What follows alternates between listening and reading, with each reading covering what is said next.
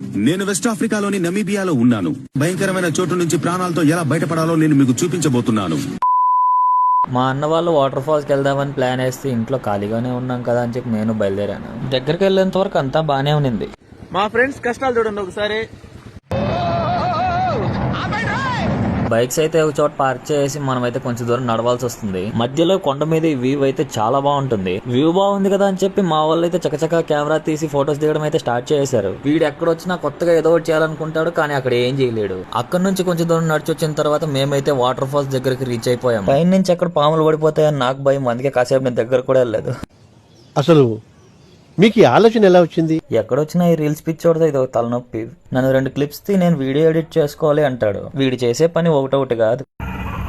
ఏంటి మమ్మీ ఎవడీడు? మా అన్న వాళ్ళు అయితే ఫొటోస్ తీసుకుంటూ ఉన్నారు. నేనైతే ఫాస్ట్ గా వెళ్ళి 4 ఫోటోలు తీసుకుని ఫాస్ట్ గా వచ్చేసాను. ఎలాగో నా మీద ఏ పాము పడలేదు. దేవుడున్నాడు, రాముడున్నాడు, అల్లా ఉన్నాడు, ఏ తండ్రి కూడా ఉన్నాడు.